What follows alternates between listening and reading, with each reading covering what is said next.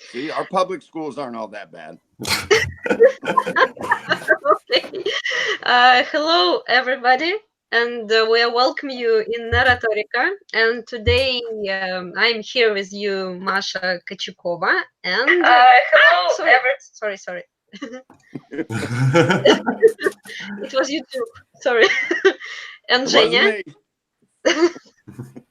Zhenya, say hi. And I'm Evgeny Pusankov, teacher, writer on Narratorica. Yep, and today we have a guest, Adam Harrington. Adam, hello. Hi, guys. It's a pleasure to be here. Thanks for having me on. Hey now. Hey, now. So do we start, right? Mm-hmm. Yep. All right. So Adam, let's do it by the obligatory. How the hell did you end up here?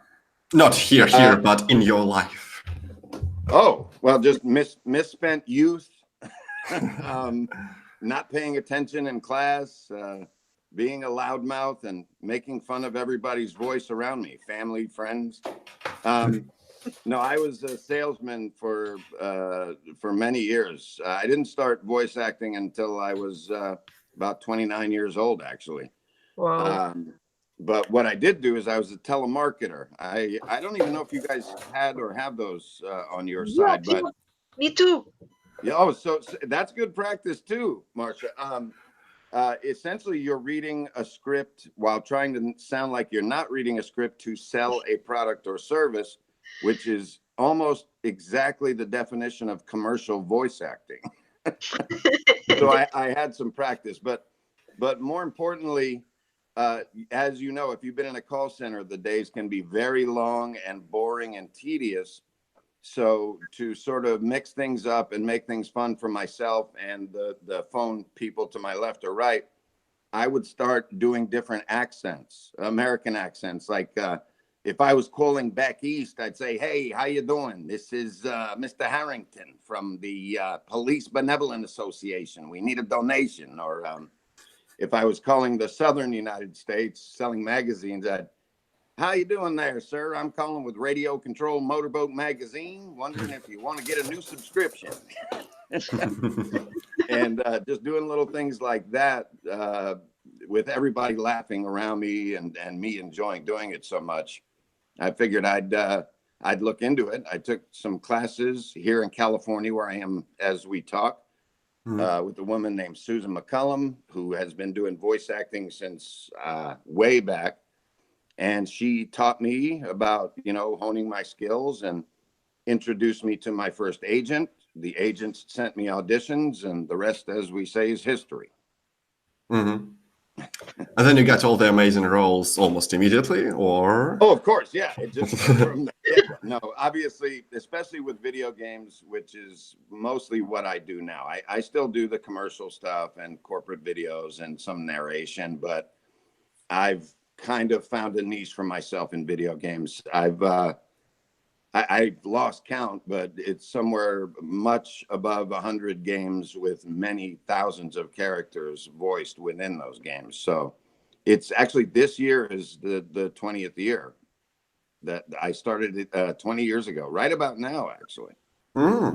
Showing my age. Yes, I'm an old man, but yeah. And to be honest, because I've been a gamer my entire life, it came kind of naturally to me. A lot of actors, especially in the beginning, were these old school guys that never played any video games. So it's almost like asking De Niro to play a role when he's never watched a movie in his entire life. It was an advantage for me to know, the gaming world and the lingo and just everything involved in getting things as good as possible for the final product. Mm-hmm. And do you have any highlights of your career? You mean specific roles or being thrown I mean, just studios for being a loudmouth? plug in your best work.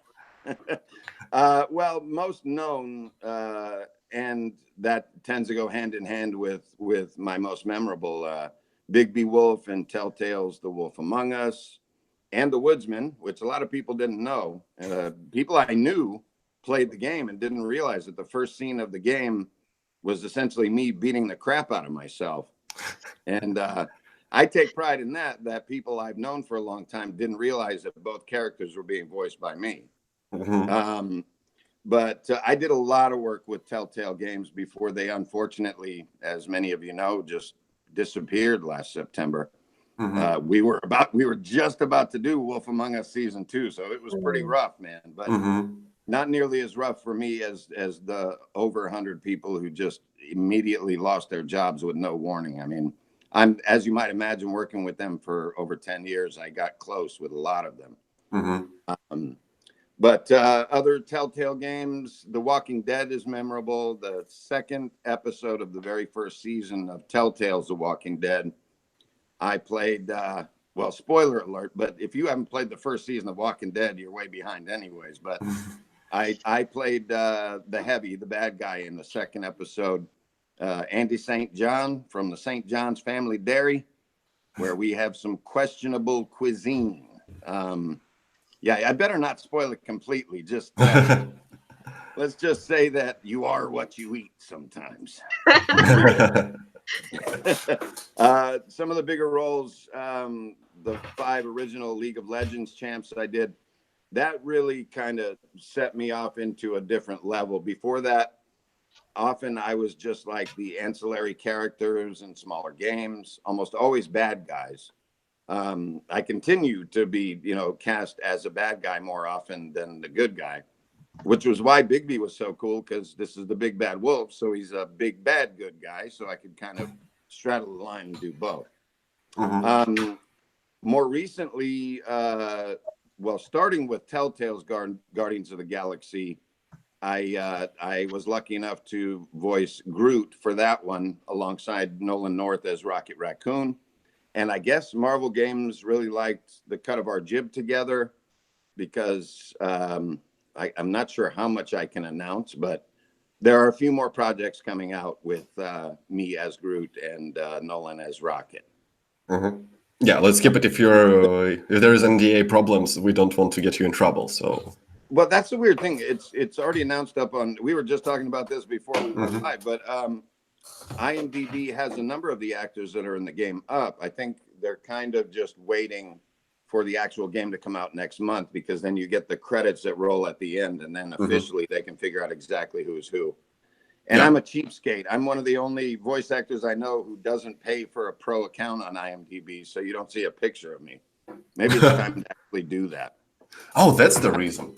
I'm just trying to think of some other roles. Most recently, and very notably, I did some trailer work for a guy we're looking at right now.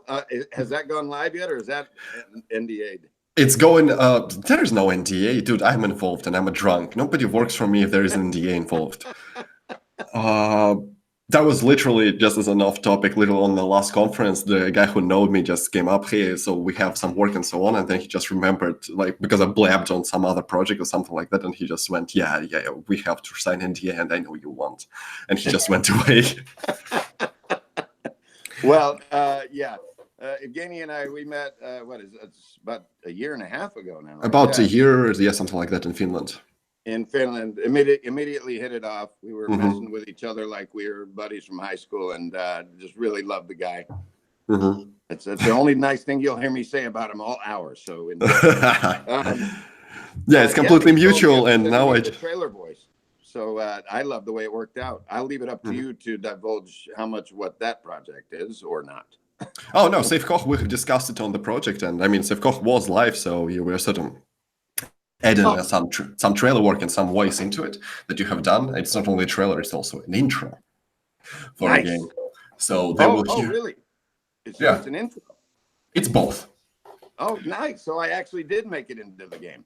Yeah. I mean, we've added you and shit, and like, I mean, I've literally made you a capitalist pig, so it's the least I could do. I think God made me that. Yeah, I just codified that. God with a capital G. The ironic thing is, I may be a loudmouth, typical ugly American, but I was raised in Berkeley and Oakland, California, with very liberal surroundings, and I don't want the FBI to start looking up my information, but sort of socialist, sort of demonstration type stuff when I was a kid. My parents were radicals, man. Mm-hmm. Yeah. Well, that's what I generally hear about Auckland. Yeah. Yes, sir. But we are doing the right. Black Panthers, home of the Black Mm-hmm. Panthers, and the Hells Angels. Yeah. But we are the writing podcast, so we should talk a bit about more about that and not socialism and politics. So let's dive straight in. Tell us a little bit about how does work looks on your end. Like, how do writers, like I'm assuming professionals, at least for Telltale, how they're working with you, how you are presented with scripts, and just in general, how do you work with them? I'm assuming much better than what I did. No.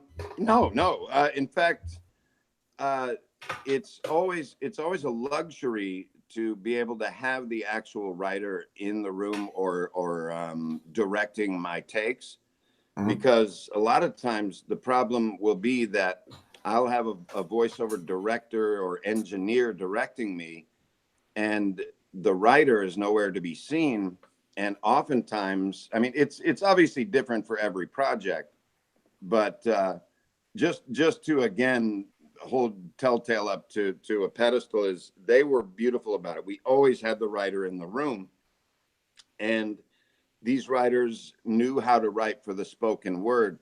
And I can't stress enough how important that is to any aspiring writer, particularly script writers, particularly video game script writers.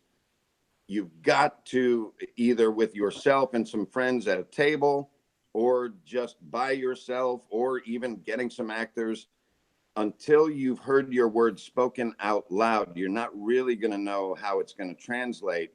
You know, you pay for a studio, you pay for the voice actor, you get in there, and you realize that it just doesn't come off organically because no one's ever read it out loud. I mean, when we write, you know, we write with our inner voice, with our head, and until you hear your words spoken out loud, you're not really going to know how they translate or how they come off to the viewer, you know? I'm not a writer, but I have, trust me, the amount of games I've done, it's run the gamut from, like, Telltale was always extremely refreshing, because when we got in there, we knew that this had been vetted.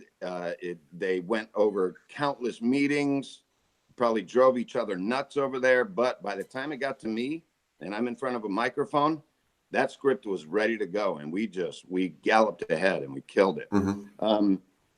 Also, it's important to know that they got a lot of praise for their voice acting. Melissa Hutchison, who was Clementine in The Walking Dead, and myself, we got a bunch of, like, I was nominated for a BAFTA. Melissa was nominated for a BAFTA. We were both nominated for video game awards. A huge portion of that credit goes to the Telltale writers, because we were tight with them and they were directing us right there in the booth. And they let us stretch our wings a little bit, us being the actors, and didn't get too uptight about reading the script exactly as written. I mean, just for instance, the work you and I did, you immediately, I could tell that you'd been to this rodeo before, and if you've got an actor that you trust enough to play around with your words and not completely butcher them, you're going to get a new perspective, and that can't hurt, right? And particularly, we were translating what was originally a Russian script to American, and so there are little things like slang or emphasis on certain words or whatever that when working as a team and not battling each other, because I've done the other extreme where it's just, you can tell the minute you go in, you read one paragraph and you say, no one's ever read this out loud until I just did. And it's just clunky and clumsy, and it'll come off in the final product every time.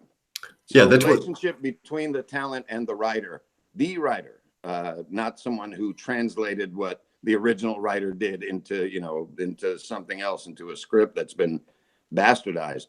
That's important. The writer, at the end of the day, everything starts with you guys, you know? Well, yeah, just to add, like, to that experience, is basically I sent to you the rushed script that was a translation from Russian. It wasn't me who wrote that, but no. I mean, in Russian it sounded nice, but in English, as soon as, like, basically this was my first second voiceover work, basically. So once I heard you just do the first take, if you remember, I just rewrote the whole thing, added a bunch of rhetorics and shit like that, just on account of it sounded like shit. Well, I mean, it's hard. I mean, there are subtle differences in languages that can completely change the meaning of everything, you know? Yeah, but not even in the languages. It's just how you pronounce, where you put the emphasis and stress on it. And just in general, rhetorics are rhetorics. You can't deny them in any way. So it was like, on my part, it's mostly like adding some alliteration, adding some just, like nice structure to the whole thing. And it was basically after I realized, yeah, so he's gonna record it. I better do my best job. Better not fuck it up. And something like that. Well, if every writer felt that way, then my life would be a lot easier and a lot better. But at the end of the day, we're meat puppets, especially for the big developers, the big money guys, the AAA guys. I would never go in and give my opinions about any of this. I'd just say, what words, tell me what to do, and I'll do it, sir. But a relationship between the writer and the performer, I think, is key for a quality final product. Yeah. I mean, like, during the conversation and the takes you did, except, I mean, there was one take that was literally the best, but we couldn't use it. For timing, or? No, the sixth one. I'm not going to remember that. oh, right. Yeah, okay, yes. You remember it, motherfucker. It was my favorite one. Yep. So yeah, contextually, it might not have made sense to him. It made no sense whatsoever. But basically, this is sort of like the most liberties that you took with the script completely. And I mean, I feel like you should have fun on any project given. And like Safe Koch was in general, like, it's a passion project, so we had just a lot of fun on it. And like there was people forget that. Yeah, people forget that too. And I mean, that's how you end up with, highly anticipated games that come out and just everyone's disappointed. The key is no one's having fun. And at the end of the day, we're making video games, man. We're not curing cancer here. Part of the job description should be have fun, motherfucker.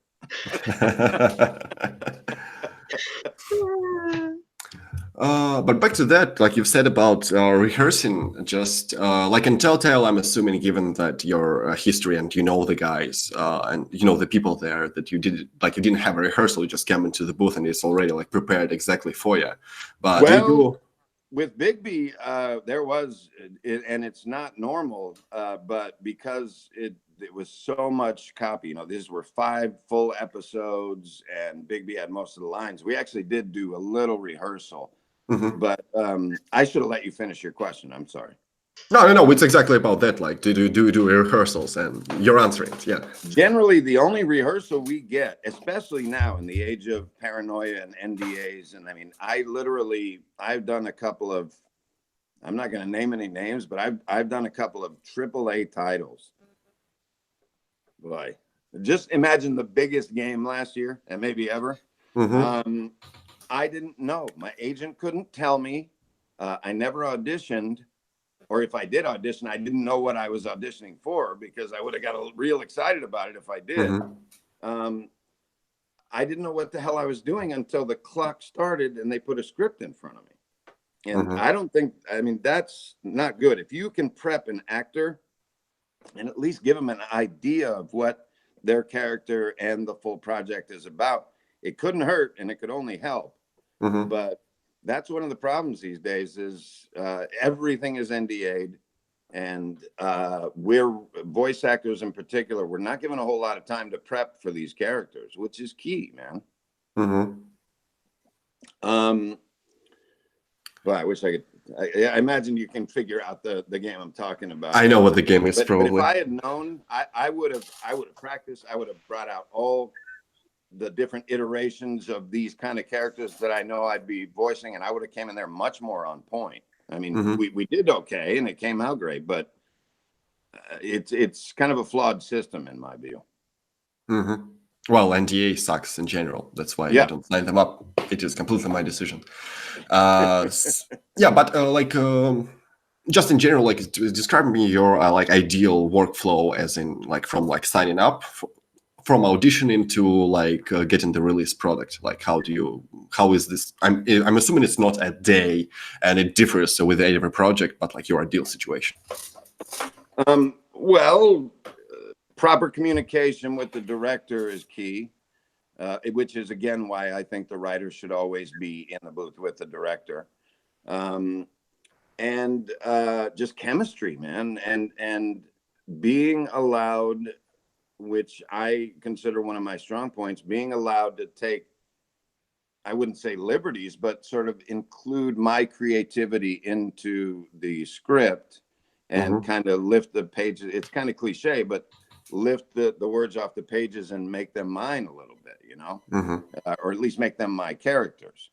And that's why things were always so great with Telltale. I mean, it got to a point where we just had a rhythm, man. We'd go in there, and some days these were long sessions. I mean, this was by far the most words I've ever read for any character was for Bigby. And there was one session.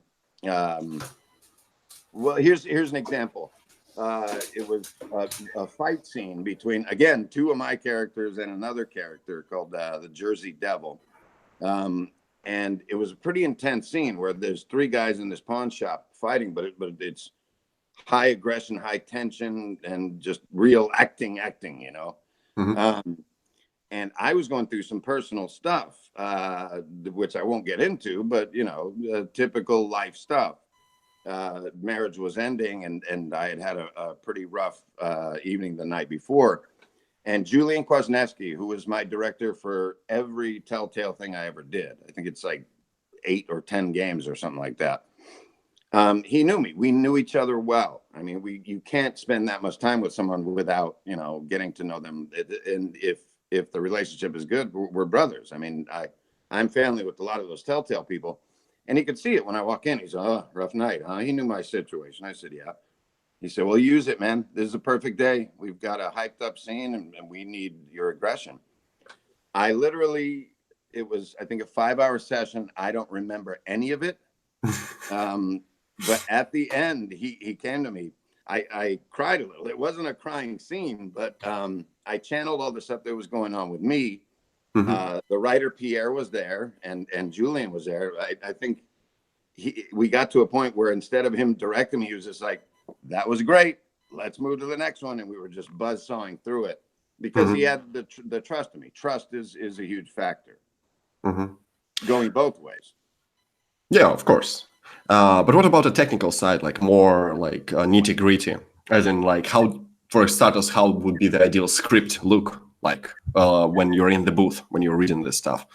Because I'm imagining like you are like it's video games, you don't have the specific like a screenplay, you have like separate lines, right? Right.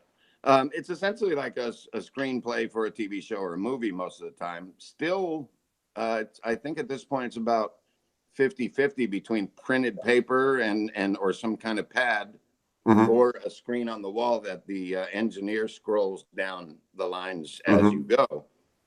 That was another, not to keep beating to death the subject of Telltale, but Jory Prume, who has since passed away, was our engineer, and he found some system with these iPads where we, as the actor, could scroll through each line, and it was very, very user friendly. That kind of stuff is ideal. What's not ideal, but you'd be surprised how often it still happens, is maybe to save some money or just somebody didn't think about it, giving us tiny little print and like hardly any room between them. And you know, when you're making your actor focus on something other than the performance, you're only gonna you know, it's gonna be a detriment. Big words, especially for blind bastards like me. And I like the pad personally, but I think we'll still be reading off of printed out paper for the next 100 years. I think in a lot of ways that's the easiest way. And a big benefit of that is we can take our pen and we can mark up the script. If we change a word or you know, phrasing or direction, we can do it right there. I hope that's what you're asking. I'm not 100% sure. Partly, but also like individual lines completely. Like, because like there is branching dialogue, for example, right? So, especially in Telltale, I mean. Right. So like I'm imagining in the script you might like how do you record those? Like, do you have and how do you understand which line goes where, which choice? Do you have like a comments near every line or something like that? Thank God that wasn't up to me, because I would have lost myself after the third line. That really, it's a great question, because I imagine the work that went into that for them to figure out how they were going to do that must have been excruciating. But you know, it's been a while. It's been over a year since I worked with Telltale, but whatever it was, the fact that I don't really remember or know, or it wasn't something that stuck in my head, means they were doing their job. They did whatever they had to do to keep me. Actually, no, that's not true. With Telltale, I do remember. They would have us do ABCs, like I kind of did with you. You know, I'd take a line and read it 3 different ways to give you three choices. They would have us do that with each line, but then the branching choices, they would give them in a row, A, B, C, D. And generally with Telltale, one is, there's always kind of the right answer, sort of the good guy answer, if you want to go through the game as the least douchey possible iteration of the character. Like, I mean, there are these great YouTube videos called Douchebag Bigby, where the player would intentionally choose the most, you know, awful, mean choices. But if I remember correctly, they would have us stagger them down. Like the first one would just be your generic right answer. Let me see if I can think of for an example. Like Toad. And did you play the game, Wolf Among Us? In the very beginning, the first thing is an interaction with Bigby and Toad, the little frog. And you have your choice of being the good cop, the bad cop, or the big bad cop. And then sometimes kind of an insult or no, there's silence is always the choice.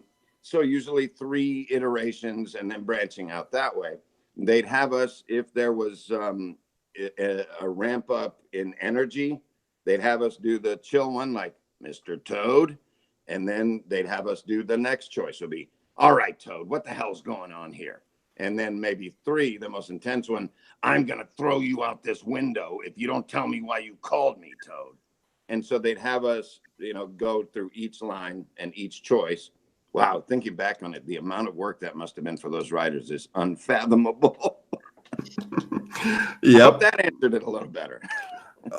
We talked with Emily Grace Buck. I don't think you were supposed to work, I think, but it didn't happen. And she just described the whole there, like they bring their choice, their branching to the fucking science. It's just we were talking about that, and I'm just basically sitting there with a notepad writing all the things down. It's just amazing work that they've been doing. Well, and it's sad that they are no more, but I think it's pretty safe to say that with those, you know, 200 plus people that lost their jobs, not to mention all the voice actors that have worked with them a lot and learned the Telltale way of doing things. Hopefully the legacy will move on, and we'll see, you know, stellar content and character driven video game stuff move out to different iterations, all branching from this amazing experiment we did, you know? Because nobody gave Telltale or The Walking Dead a chance at those video game awards. I don't know if you remember, but it was kind of just like a long shot coming in against all these big games. It's really what put Telltale on the map, is winning the Game of the Year for the Game Awards. I was in a small apartment with Dennis Lenart, one of the directors that moved on to do his own company. And there was, somewhere on my YouTube channel, there's a video of about 150 of us packed into this 2-bedroom apartment watching the Video Game Awards. It's really incredible, man. I wish I could quickly pull it up and send it to you, but essentially it's all of us live watching while I'm recording with my phone. None of us really, we were hoping, but it was like, you know, the biggest underdog story you could ever imagine. And when the announcer says, and the Game of the Year is the what? And that's all you hear, and the entire apartment just explodes, man. It's like the end of one of the Rocky fights, but not Rocky 3 with Rocky Drago. 4. 4. Oh, is it? I must break you. I didn't know what you mean. Drago is the hero of that story. It should be, man. Hey, I understood Drago better than Sylvester Stallone. I don't know what that tells you. Hey, you ain't gotta go fight this Russian guy.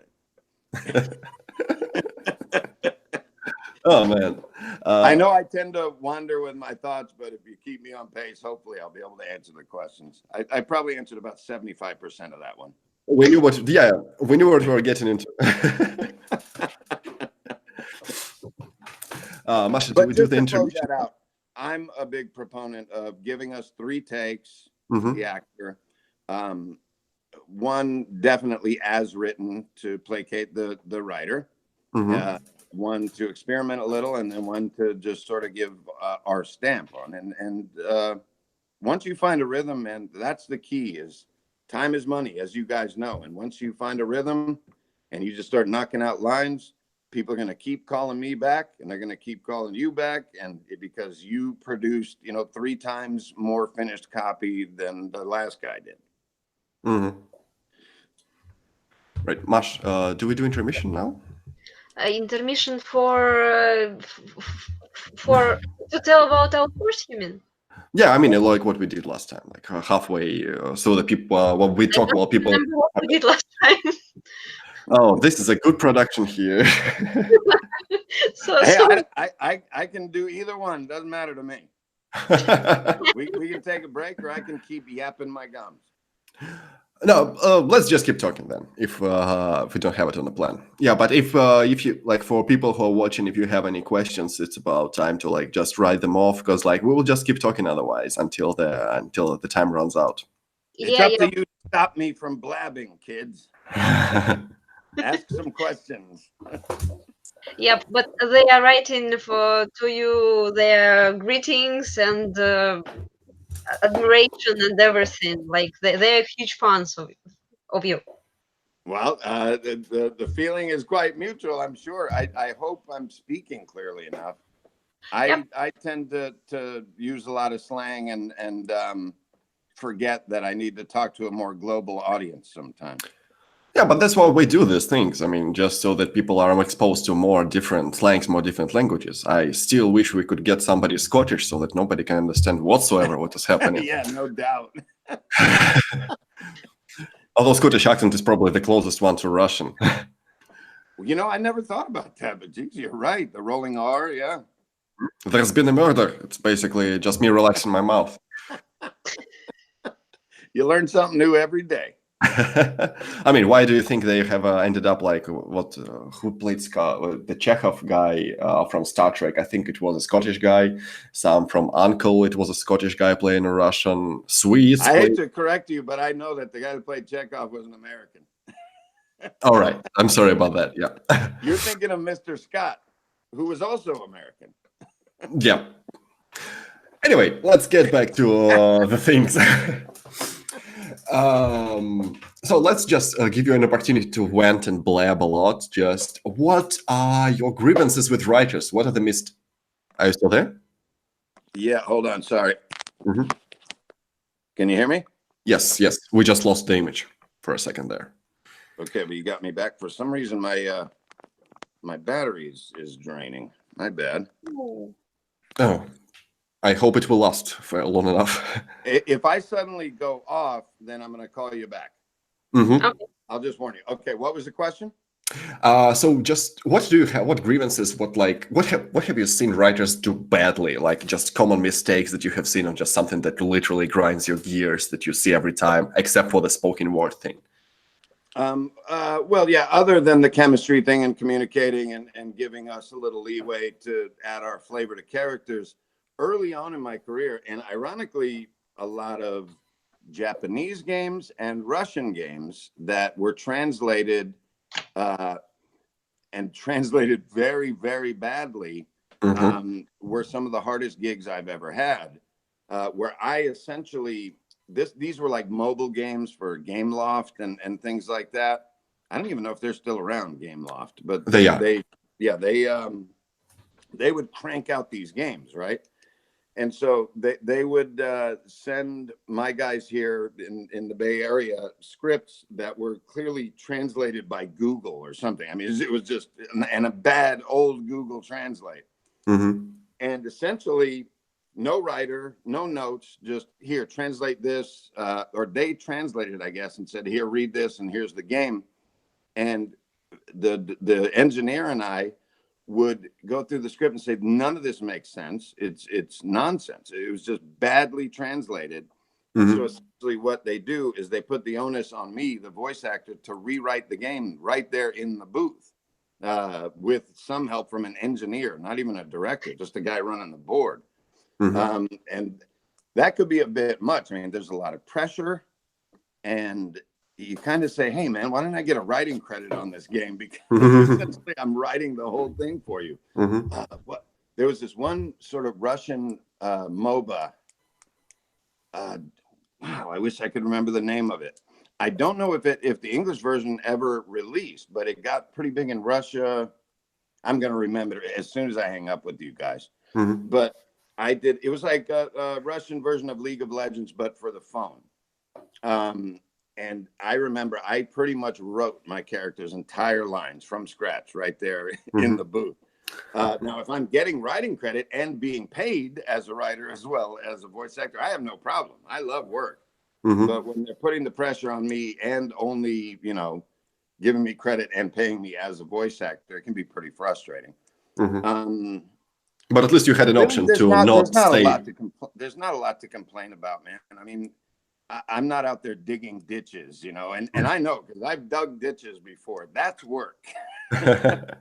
When I get to go in and make silly voices into a microphone, whether it's badly written or written great, I'm having fun and I'm getting to do what I love to do. So I can't complain, No, but it's not complaining. It's like more helping people to give you more great work. Just what was it? I think it was Aaron Sorkin's. His grievance was that nobody starts a sentence with "damn it" or something like that. I've seen that somewhere. Yeah, I mean, that's a hard thing for an actor to pull off. You're right. That's brilliant. Mm-hmm. Yeah, you put it at the end of the sentence, man. Everybody knows that. Mm-hmm. Well, advice, again, not to be a broken record, but read your work out loud before it comes anywhere near a performer. And if possible, have others read it to you to hear how it sounds coming from someone else's voice. Or they don't have to be an actor. They can be your husband or wife or brother or sister or mom. Have them, just without knowing anything about what you're giving them, say, could you read this out loud so I can hear what it sounds like? Because we can tell. 9 times out of 10, we can tell if nobody's ever read it out loud before. But I know I already went over that. Mm-hmm. Wow. I should really have stock immediate answers for that because it's a really good question. Really, that is the main one. Just before you bring us into the equation, make sure you're prepared and your stuff is ready to go out into the universe and sounds organic and isn't something that we have to figure out on our own how to make great. Mm-hmm. And follow other people's advice. I mean, do your research. Look at the writers who have won a bunch of awards or who are well known, particularly in the genre, in video games. Or is this specifically video game writing podcast or all around writing? Okay. Do your research. See who's won awards. Go check out their work. Check out interviews with them, and even better, maybe interviews with voice actors who have worked with them or anybody. Find out what their process is. Find out what makes them tick, Mm-hmm. And on the other extreme, really bad writing, just recognize what it is. And there's plenty of examples of it out there on YouTube, just like Resident Evil 1 is perfect. Barry, you being the master of lockpicking must take this lockpick. It has to be organic. You don't want your characters to sound like robots or just not human. You know, you want your people to be flesh and blood and have them fully fleshed out for your actors so they can get in there and just kill it. Well, it's not sometimes like or quite hard. I mean, there is a difference between like it's hard enough with a text. Like it's just this whole like suspension of disbelief as in we are reading text. People like we will just hear in their heads. But if you are doing spoken word, like there is a problem because like in the movies you can interrupt people. In the movies you can have people talking over people, and it's Right. like basically there is always has to be a pause between two lines. And that's a good point, and it's a huge challenge for video game voice actors. Rarely, very rarely, do we get to perform with other actors for obvious reasons. Because with video games, they're so vast, and the lines we read often need to be plugged in at random places. So you're right. There's no organic overlap, like I've been doing to you, interrupting every sentence you say before you get to finish it. That's how people talk. Yep. Oddly enough, the last time I was able to perform with other voice actors in the studio at the same time was for Shadow of War, the second Shadow of Mordor. Me and a bunch of the other orcs. I guess they had this scene where it was like almost like a monastery where they were chanting and singing together. And they let us. They didn't really write any words for us or anything. They just let us get in there. We had a blast. When you can bounce off another actor, that's absolutely a plus. But yeah, I'm sure that's a challenge for you guys. I don't envy you the task because it's really not genuine to have characters wait a beat between their lines when they're trading off lines. So good luck with that. Well, people are working on that for quite a while to figure out how to make those dialogues sound, organically. Like, well, what they could do is watch what the cartoon guys do. There's plenty, again, out there on the internet. There are videos of cameras mounted filming the guys who do the Adult Swim stuff, or The Simpsons, or Family Guy. Just watch what they're doing, because whatever the hell they're doing is working. They've got 3 to 4 actors in the same room trading off lines as if it's a live action sitcom or something. And somehow they've made it work. I mean, I get that video games isn't that cut and dry. It's not a half an hour linear, it is what it is. In video games, there are so many iterations, but the closer you can get to that kind of vibe, cartoon vibe, any cartoon, from kids cartoons like Rugrats up to crazy ones like Aqua Teen. Yeah, you get those actors in the room together, and if they're great at improv and they have a natural chemistry with each other, it's nothing but good. Well, it still has to be worked out, but let's talk about more about roles. I'm very good at segues, as you have noticed. Just talking about the roles in general, like how do you what is your process of preparing for the role, and like what kind of writers do help you more specifically than just communication of Right. like they provide you for the character so that you know more about it. I mean, I've sent you basically nothing about Sevkov, just the text. Not true though. You sent me the Russian version of the trailer, which in itself gives me an idea of what this character is like. So yeah, but that's about that's more than I usually get. Like I said, oftentimes it's 3 or 4 lines that I'm sent as an audition with a very vague description of what the character is like. If we're lucky, we'll get a picture of what the character is going to look like on screen. But sorry, give me the question again, verbatim. Do you think I remember those? What, like... Preparation. You asked me what yes. is my prep. Well, when I have an opportunity to prepare, meaning I actually know a little, or if it's existing characters, like, not to beat a dead horse, but The Walking Dead for Telltale, I didn't watch the show. I didn't know anything about the comic, but they gave us these comic books. Telltale did, and they said, because this was an important project to them, they wanted the actors to know the universe, so they gave us like compendiums of the first 100 issues, the comic book.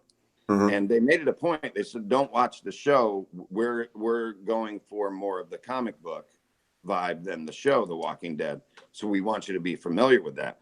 And when we have the opportunity to prepare, I tend to go overboard. I did the same thing with Bigby and The Wolf Among Us. After that, I knew nothing about the comic book Fables, didn't know who Bill Willingham was, but went and I'm not a big comic book guy, but went and read way more than I imagined they expected me to. And I think it gave me a huge leg up in winning the role and then being able to perform it well, because this wasn't this huge juggernaut property like The Walking Dead they were doing. Had you ever heard of Fables before The Wolf Among Us came out? See? Yeah. And oh, you had. Yeah, I like comics.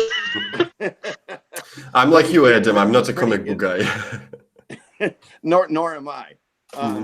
But I loved it. I loved Bill's work. Ironically, after all it was done, Bill and I went to his funeral for his last issue of Fables in Austin, Texas, and we got to hang out and get to know each other. But I'm getting off topic. As much prep as possible is my answer to you. If it's an existing property or something, then there's endless stuff you can go out and research. If it's a new character or a new game, get as much info as you can out of the client and then just practice. It's the same thing with voiceover. I mean, people, it's the most, I get this question more often than any other is, how do you get into voice acting? How can I be a voice actor like you? And my answer is always the same. Work your butt off. Get a microphone, get a cheap, shitty microphone, get some free editing software, and just start to record everything and read everything out loud. If you're eating your bowl of cereal in the morning, take the box and read the ingredients and try to make it sound interesting and try to do it in a funny voice. If you've got someone in your family that you make fun of that makes everybody laugh at the dinner table, maybe incorporate some of that. Just make the character your own. And YouTube is huge. Clients are now getting a little more hip to the fact that rather than trying to on paper verbalize what this character, what they want it to sound like, it's easier for them now to say, oh, we like the guy from Mad Men, Don Draper, but we also like Mark Hamill's Joker. We want this mix of this, two totally different characters. And then it's up to us to go do the research, to listen to examples of each character and then sort of experiment with how they might blend. And a good example is Shaco in League of Legends is this jester character. This was right after, tragically, this is right after the Batman where, what's his name, passed away. I'm forgetting his name. Heath Ledger. Yeah, Heath Ledger. And his line, why so serious?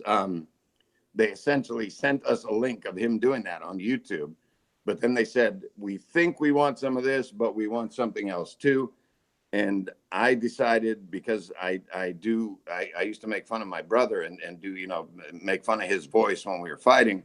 I sort of incorporated the two. But the answer is as much research as you can, as much as you're afforded. I would suggest you do it, because you don't want any performance to suck. Even if it's a crappy game and everybody knows it, you don't want to be the weak link in that game. You want to be the strongest link in that game. But this is mostly my problem, because I hate to write specifications. Like artists, they don't like me, I'm assuming, because every time I'm sending them basically like a line about the character, but then I'm also not bitching if they're doing something that I didn't expect. And usually we take something that I didn't expect. So like as a voice actor to you, I think your best tool for getting, because oftentimes writers really don't know exactly what they're, and correct me if I'm wrong, but I bet I'm not. You guys really don't know exactly what your character sounds like until you hear the right actor give it to you the right way. That's me for sure.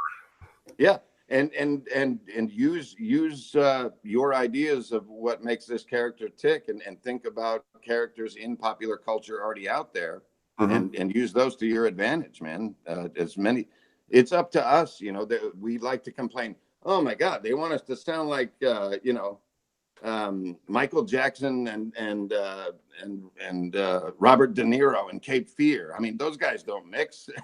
It's up to us to figure that out and tell you what your character sounds like. We have questions from auditory. Awesome. Audience. Mash? Uh-oh. Oh, shit. No, that's a problem. That's a problem because like she is hosting the whole thing. Oh no. Okay. Oh, we're live. May I read that? Yes? Yes. Okay. How often do you actually edit your script? Do I edit my own scripts? Yes. How often you edit your scripts if you are? Do you? I'm assuming you mean while I'm in a session recording a game, how often do I change the line? Yep. I think yes. Whenever I'm allowed to. Just ask Evgeny. He heard. But that being said, if it's a brilliantly written script and everybody's on their game, we shouldn't have to change it much. And we recognize that. I mean, the proof is in the pudding. If the writer is killing it and giving us great dialogue, we shouldn't have to edit or change much of anything. Sure, a word here or there because it feels more comfortable and rolls a little more easily off our tongue.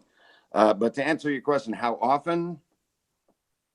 I'd say 50-50, really.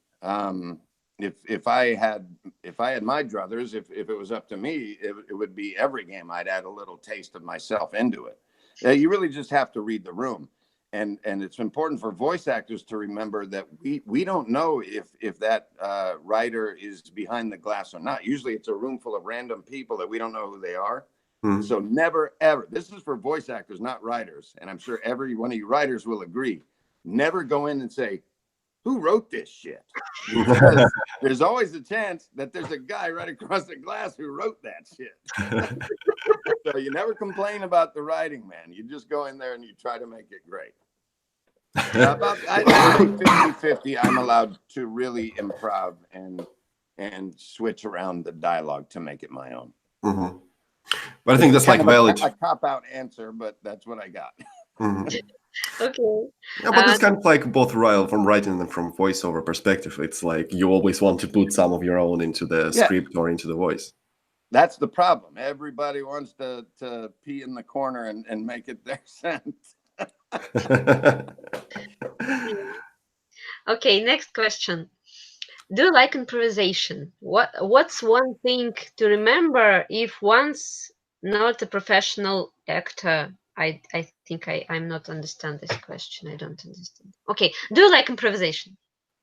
Absolutely, if it's done correctly and done well. If we are asked to improv, one of the hindrances in video games is that we don't have other actors to play off, and a lot of time improv relies heavily on two actors giving each other information and going back and forth. That being said, it was kind of answered in the last one. I love putting my flavor on things. You know, it's an indicator of how well or how not well you're doing as a voice actor is if people are laughing when you want them to laugh and crying when you want them to cry, not the other way around. Do you use some acting techniques? Say again? Do you use some acting techniques? Acting like, you mean on camera stuff? Well, yeah. I am acting, and when I'm in there, you just hear my voice. No, actually, I do have an answer for that, and it's and it took me a while to learn this. When you're new, you tend to be tense and scared, and you're in this big fancy studio, and everybody's paid and for the studio and your time, and suddenly all you can hear is your voice, and it can be pretty intimidating. But what the hell was I just saying? Wait, give me the question one more time. Acting techniques. So it's hugely important for a voice actor to remember to use, as corny as it sounds, use your instrument. Don't stand there and talk into a microphone like this and try not to move. People don't talk that way. Use your arms and your hands and your gestures, especially like in fighting games. Anytime we do what we call emotes, it's those lines at the end of the script that says attack, being attacked, shoot, gets shot and falls off building on fire. You got to use your whole body and act almost as though there is a camera in the room filming you, like, and the facial expressions and things like that. I know that's more of a advice for voice actors, but as far as acting techniques, that's what works for me. You gotta just inhabit that character, even though nobody can see you. It's going to come through in the read.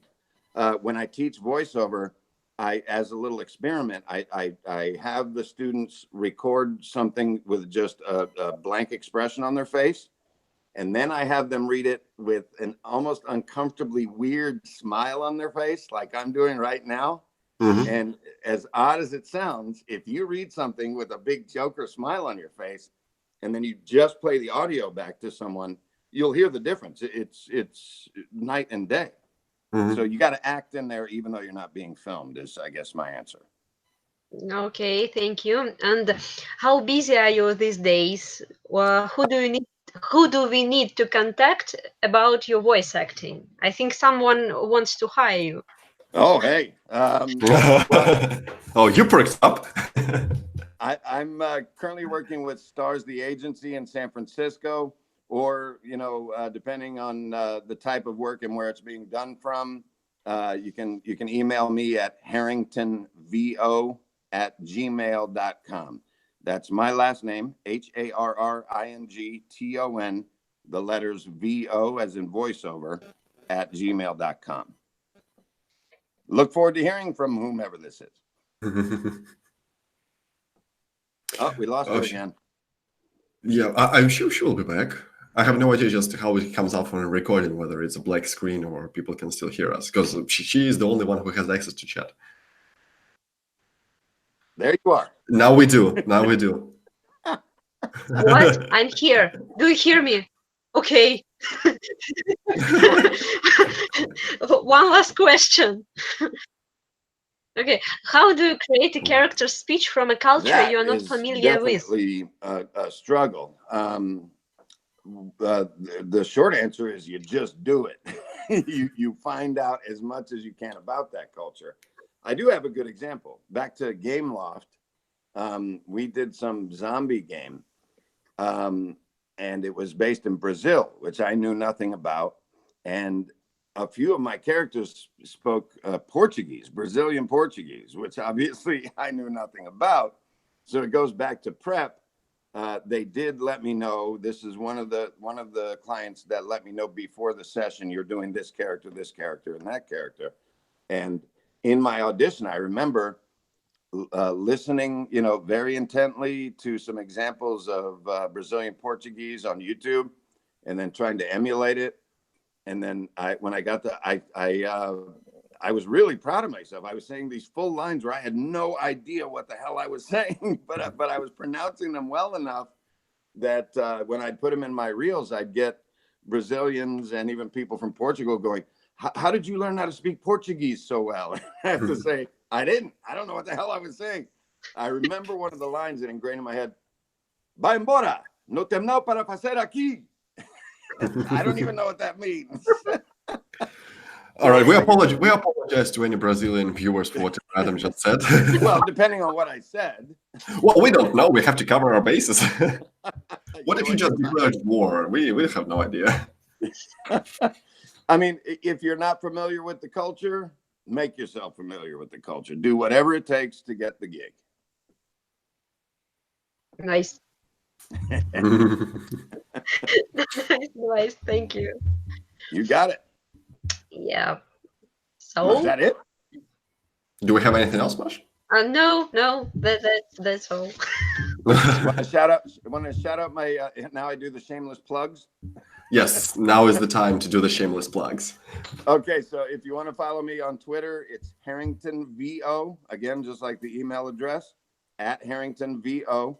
If you want to see some of my voiceover work, my reels and different games, go to youtube.com/HarringtonVO. I mean, essentially Harrington VO will get me across the internet. And not only examples of my work, but my friend Eric Bra and I did a short series, about 5 or 6 episodes, called In the Booth. And you'll find that on my YouTube, where we answer questions from aspiring voice actors who want to get into voice acting and video game voice acting. And they're long. I edited them myself, so I know how long they are. They're freaking long. It took a long time. But essentially, we answer the most upvoted questions from the previous episode's comment section. So they're good questions. And even though we haven't done a show in a few years, it can be educational for aspiring voice actors. And any writers out there, particularly writers for video games, I think it would behoove you guys to maybe at least explore doing some voices on your own, because the best way to avoid having to do the research or having to have the writer explain to you what that voice sounds like is voice some of the characters yourself, write and speak your own characters. Like Seth MacFarlane, Family Guy originally was slated. They auditioned all kinds of different people to voice the characters that Seth eventually said, screw it. I'm recording Peter, Stewie, and Brian myself. And that turned out pretty good for him. Mm-hmm. That's exactly what I want to do with my game. There you go. And hey, on top of it, you'll save a little money. You don't have to pay us schmucks. Wow, I'm really shooting myself in the foot here, aren't I? I hope I didn't just convince whoever wanted to contact me about work to not contact me and voice the character themselves.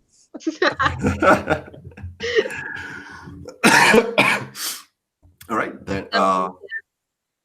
We need to develop a signal or something when we need to wrap up or something like that.